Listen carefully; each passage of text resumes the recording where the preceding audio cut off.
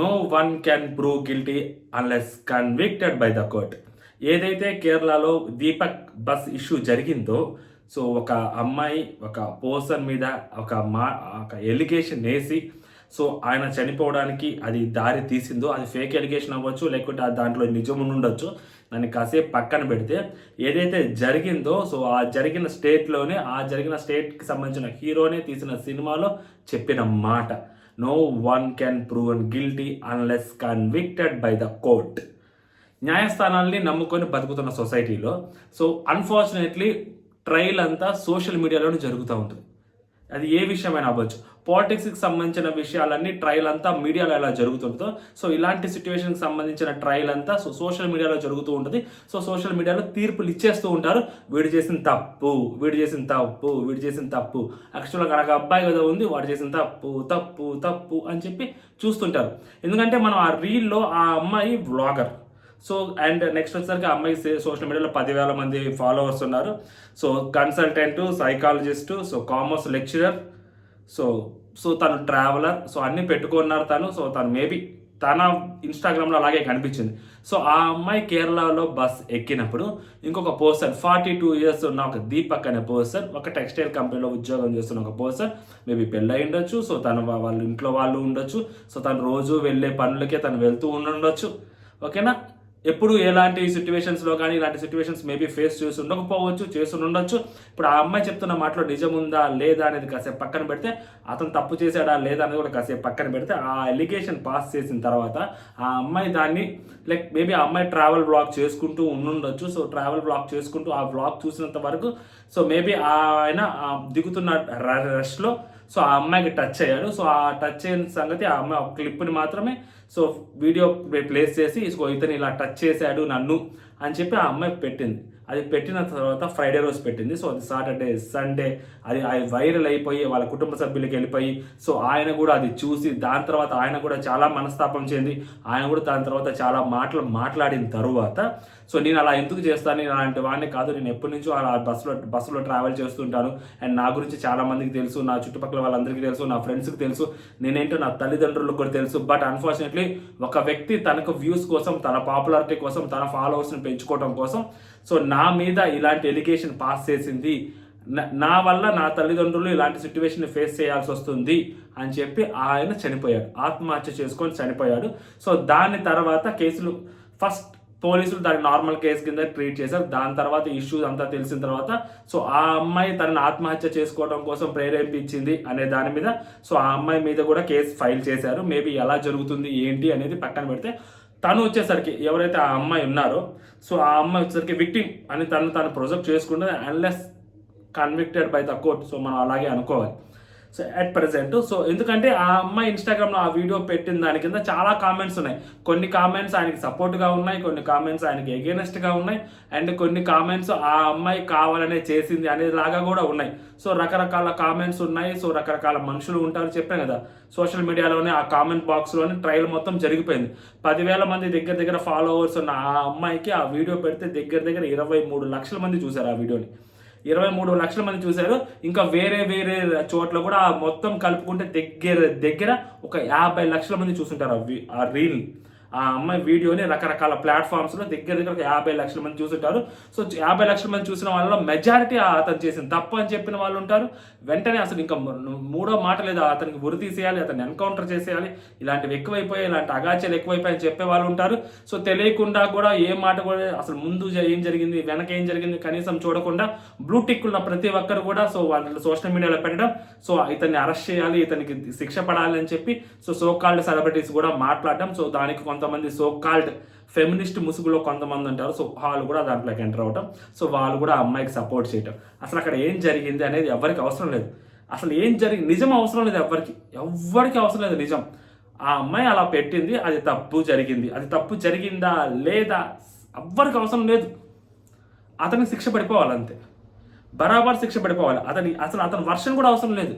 అతని వర్షన్ వినడానికి కూడా ఇష్టపడట్లేదు కాబట్టే, అతని వర్షన్ని కనీసం కన్సిడరేషన్లోకి తీసుకోవట్లేదు కాబట్టే, అతని వర్షన్ చెప్పిన తర్వాత కనీసం అతని గురించి ఎవరు పాజిటివ్గా మాట్లాడట్లేదు కాబట్టి ఆ ఎఫెక్ట్ అంతా వాళ్ళ తల్లిదండ్రులు వాళ్ళ కుటుంబ సభ్యుల్ని కానీ వాళ్ళ రిలేటివ్స్ని కానీ ఫేస్ చేయలేకపోతారు.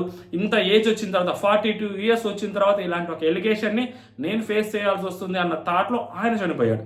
ఓకేనా, ఆయన చేసిందే అక్కడ తప్పు చేశాడా లేదా ఆయన చేయలేదా, సో ఆయన చెప్తున్నట్టు ఆ అమ్మాయి జస్ట్ వ్యూస్ కోసం చేసిందా, కోర్టు డిసైడ్ చేస్తుంది, డెఫినెట్లీ డిసైడ్ చేస్తుంది. ఎందుకంటే వాళ్ళ ఫ్రెండ్స్ ఆ కేసుని రిజిస్టర్ చేశారు. ఆ అబ్బాయి తరపున, దీపక్ అనే వ్యక్తి ఎవరైతే ఉన్నారో ఆయన తరపున వాళ్ళ ఫ్రెండ్స్ కేసు ఫైల్ చేశారు అగెన్స్ట్ హర్.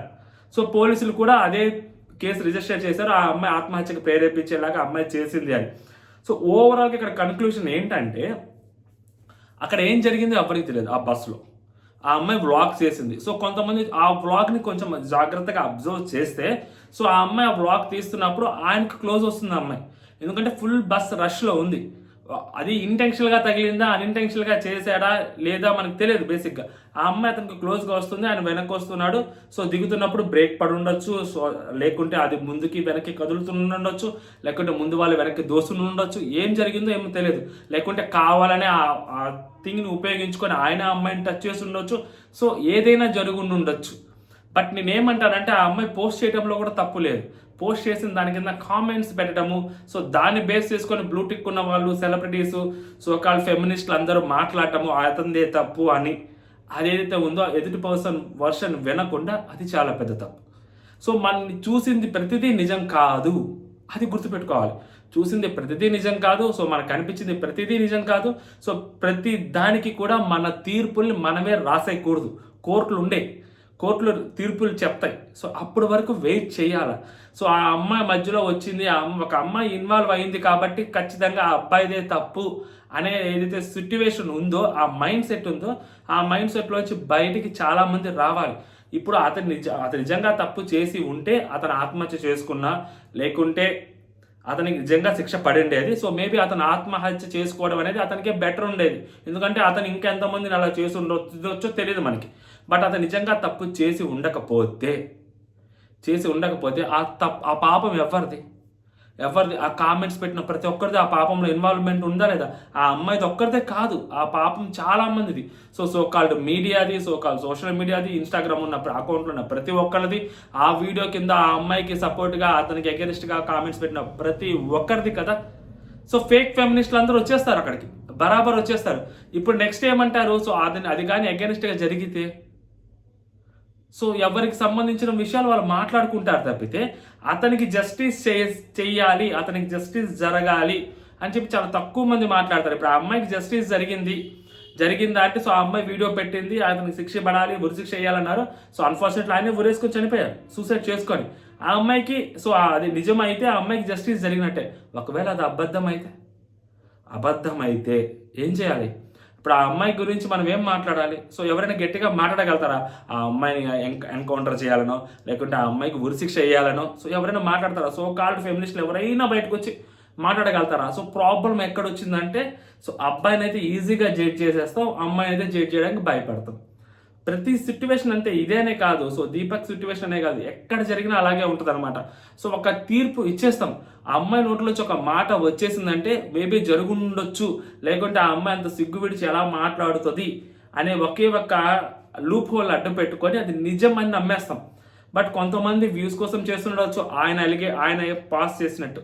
సో ఎవరైతే చనిపోయిన దీపక్ చెప్పినట్టు వ్యూస్ కోసం చేస్తుండొచ్చు, పాపులారిటీ కోసం చేస్తుండే వాళ్ళు కూడా చాలా మంది ఉంటారు. సో అలాంటి వాళ్ళు కూడా ఉంటారు, ఆ బ్యాచ్ కూడా ఉంటుంది. సో కాల్ ఫెమినిజంని ఎక్స్పోజ్ చేసుకోవడం కోసం, హైలైట్ అవ్వడం కోసం వాళ్ళు సో ఇలాంటి సిచ్యువేషన్స్ కూడా వాళ్ళు ఇన్వాల్వ్ అవుతారు. అలాంటి వాళ్ళు కూడా ఉన్నారు. మరి కోర్టు ఎలాంటి తీర్పిచ్చుద్ది చూడాలి. ఎందుకంటే ఈ ట్రయల్ జరగాలి, చాలా గట్టిగా జరగాలి. సోషల్ మీడియాలో జరిగే అన్నెసరీ ట్రయల్ కంటే కోర్టులో నిజమైన ట్రయల్ జరగాలి. సో డెఫినెట్లీ, ఎందుకంటే ఆ బస్సు సో ఏ రూట్స్లో తిరుగుంటుందో ఆ రూట్స్లో అంతా సీసీ కెమెరాలు ఉంటాయి. ఆయన ఒక్కరోజే బస్ ప్రయాణం చేయలేదు, సో చాలా రోజులు బస్సులో ఆయన ప్రయాణించుంటాడు. సో ఇలాంటివి ఇంతకుముందు ఏమన్నా చేస్తున్నాడా? ఎందుకంటే ఆయన 42 ఏళ్ళ పర్సన్ ఆయన.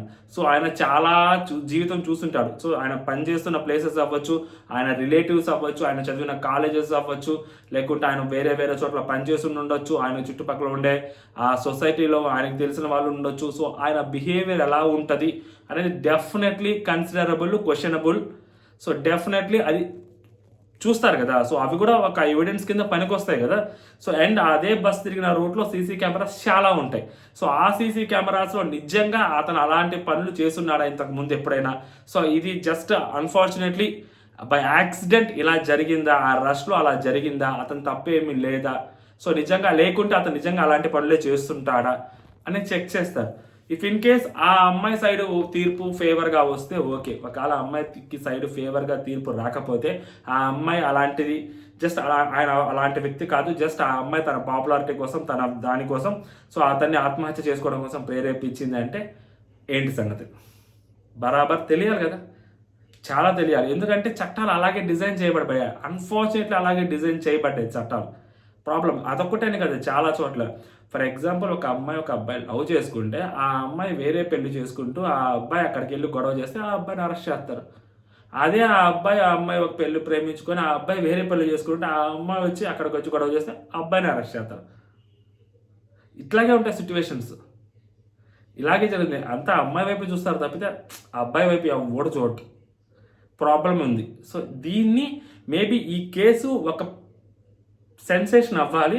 అండ్ ఈ కేసు చాలామంది అబ్బాయిలు, ఇన్నోసెంట్ అబ్బాయిలు ఇలాంటి సిట్యువేషన్స్లో నుంచి సో బయటపడడం కోసం, లేదా ఇలాంటి సిట్యువేషన్స్ నుంచి ఫేస్ చేస్తున్న ఎంతోమంది అబ్బాయిలు చెప్పుకోలేక అలా వాళ్ళలో వాళ్ళే సతమతం అవుతూ, లేకుంటే ఇలాగ చాలా సిట్యువేషన్స్లో ప్రాణాలు కోల్పోతున్న అబ్బాయిలందరికీ ఈ కేసు అనేది నిజంగా ఒక ఊరట కలగాలి. సో అసలు తీర్పు ఎలా వచ్చింది, ఏంటి, అసలు ట్రయల్ ఎలా జరుగుద్ది అనేది సో మనం కూడా క్లోజ్గా వాచ్ చేద్దాం.